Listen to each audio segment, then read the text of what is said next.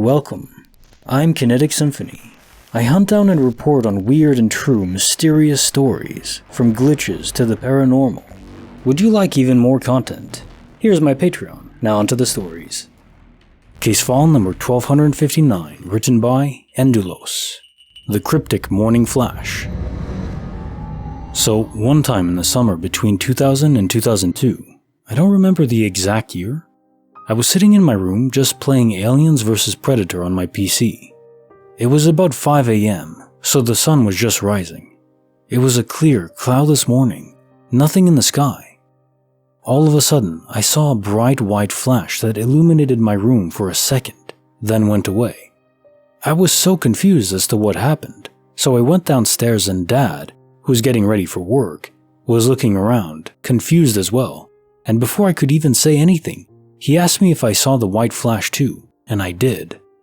We had no idea what happened, still don't. Another unexplained moment happened around 4 years ago. I went outside to take the trash out, and it was a bright sunny warm August morning, but the outside felt wrong. There was no sound at all, no sound of distant cars, no birds, no insects, no wind, nothing. It was like the world was dead. And any sound that I made sounded dull and far away, like I was hearing the sound through a blanket. If I went inside, the sound was normal. It was only outside that was like that. I was unnerved, to say the least. After about 5 minutes, the sound suddenly returned. Case file number 1259, the Cryptic Morning Flash. Yes, the second anomaly is typical of server transitions.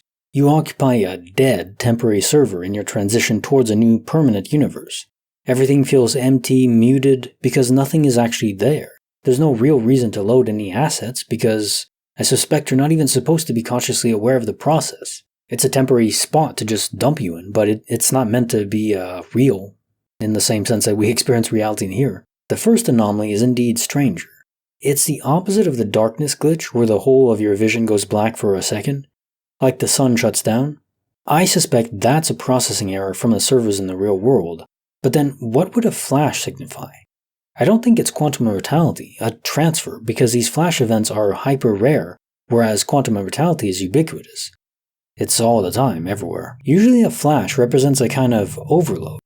Maybe it's a server error also, but not one where the server shut down, maybe one that had an over-processing issue, maybe even a surge of power in the real world. If electricity is even real in the real world, I don't know. Corrected itself before a total collapse, so it didn't shut down and you didn't perceive like total blackness. In the real world, what we experience as a second here might be much, much longer in the real world, or even much less time, depending on how it's structured. But yeah, what we experience might not be real time. So if it's only a second, you might think, oh, that's not enough time to fix a server issue, but it could either be that time isn't passing the same way, or it just switched to a different server. Like right now we have Amazon Studios where they have their own server farms. And if you're running a game on it and one of the server areas fails, it instantly switches over to a different one because they have so many. It's all seamless. Creepy file number 112, written by allonsybridget. The Creepy Cabin of Questions. This happened about 10 years ago in my sister's house. Located just about as far in the middle of nowhere that you can imagine. For reference, the population of Kabul, Missouri is 2,100, and my sister lived outside of town down a gravel road that bifurcated into a road of such disrepair that you had to have total confidence in your vehicle in order to drive its length to her house. In this house one night, my other sister, 2 brothers, and myself were up past our given curfew and trying to be sneaky because my brother-in-law was prone to angry outbursts. We were in the back room, which had a large walk-in closet. My brother was in the closet, and the other 3 of us were in the room with the lights on. We had been giggling and distinctly heard stomping from the front of the house towards the room.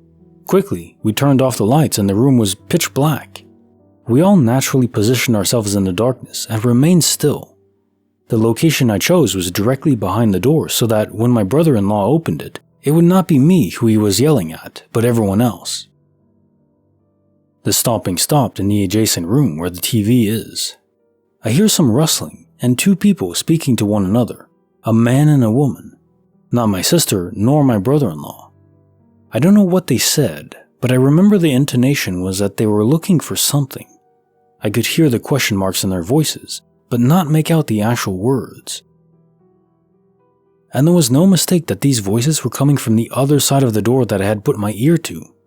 I realized then that my sister and her husband were likely still asleep, and someone else was in the house with us. There's no question that these were conversational, but quiet voices, and the only thing separating them from all four of us was one slab of wall. In the morning, we told my brother-in-law about the experience, and he told us we probably just heard squirrels. A lot of very strange things happened in the house. It felt eerie to be inside, even on a summer afternoon. Case notes for the Creepy File number 112. The Creepy Cabin of Questions. So yes, looking for something. Very creepy because it makes me think maybe they were looking for you, the kids. There's a lot of troubling thoughts swirling these days about trafficking.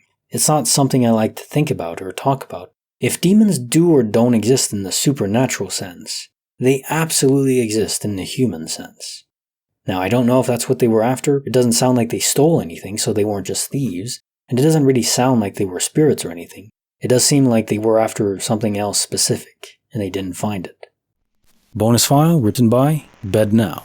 My cat's journey into death and beyond. Last month, one of my cats, Trio, died. It was not a good, peaceful death. This is not known by anyone in my family. They hate animals. So I am the only one that takes care of my cats. For this, as I live in a country where the majority of people are Buddhist, I want to do something for my dead cat, such as giving merit to the monk, which I did. I am not even religious, so I googled a rough idea of how people do it. I also plan to do a bigger merit at the temple. There was a name for it, but I don't know how to say it in English. But basically, it's like a donation of various necessities to the monk community instead of giving it to one monk. However, a temple that offers this kind of merit making also have an option that the monk will change the Buddhist chant that normally caters to people to a deceased pet. But the only temple that offers this is far away from my place. It is in the city center, and I can't go or do anything if my mom won't give me permission, especially if it is anything for the cat. The only way to go to this temple is me telling my mom I want to go to the gym my family is a member of, but if I ask her for me to go there often, she would be annoyed because the gym is far from the house. So the only chance for me is when she brings it up herself that it is the time where I should go there each month, or the membership fee we pay will go to waste. I could tell her I want to go, but everything will be added up as a favor. I let you go to the gym as you asked, so you have to do things for me now. So I just postponed it for the unforeseen future. I was thinking that one day, if I get a chance to live alone, I will do it for you, Trio. So from what I Google, people usually do this bigger donation to the monk community after a certain number of days that the dead have passed, but I remembered it wrong for 10 days. So from day 1 after my cat died, I just kept on thinking that if I have a chance, I would love to do this donation for my cat. On days 8 or 9, I just basically gave up on the thought that I could do this big donation for my cat within 10 days at the temple, but I just kept this desire quietly that I wanted to do it. On day 10, in the morning, I was still thinking about it, but I already made peace with myself that it is impossible now because it is day 10 already. Then in the morning, my mom walked downstairs to tell me of her dream. Noted that my mom claims that she is Buddhist. She also believes in all kinds of paranormal, spirit worlds, and aliens. She believes that a lot of her dream is a message she got from a divine being, especially communicating it to her. So when she walked downstairs and told me about her dream, my initial reaction was to dismiss her experience. However, she told me that during 2 to 3 a.m., she heard a voice whisper into her ear that, the right, and she interprets it as a divine being telling her to do this for my grandma, who has dementia, to get better. What she doesn't know is what happened to my cat, and what I plan to do for my cats, especially what I plan to do for my cat on day 10, which was on that exact date, which is to do this right at the temple. But maybe I wanted to do it so badly, and I talked loudly in my sleep, and she heard it from outside. As a result, she went near the city center with me, and I got my chance. Case notes for the bonus file. My cat's journey into death and beyond. I think your guardian angel induced this dream in your mom, so she'd go into town with you. But I think it was important for you more than anything else. This helped you more than you know or will ever know. The domino path changed from this, I expect. By being able to give the rights to your cat, it gave you closure. And now the dominoes are climbing up a mountain they never would have otherwise. May Trio rest in peace. And now time for the quote of the day. Change has a considerable psychological impact on the human mind. To the fearful, it is threatening because it means that things may get worse. To the hopeful, it is encouraging because things may get better. To the confident, it is inspiring because a challenge exists to make things better. King Whitney Jr. So that last line is very interesting. To be confident about change, because then it's open to interpretation, to your own actions and choices. You can make the future better. Now yes, some things are out of your control, that's true. Luck does play a part, for sure. But in the long term, luck is less relevant. And I think if there's a lot of change in your life happening, embrace it. I know I don't like change, I like my routine.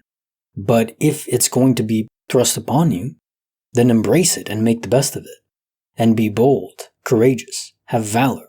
It's your own life. Make the best of it with whatever hand you're dealt. And maybe even sneak a few cards in to your hand, against other people, but maybe against the universe if you can. Make the best of your life. It's the only one you're going to get until you port over to a new universe. But we're not supposed to know that. Like the video, subscribe, hit the bell. Kinetic Symphony signing off.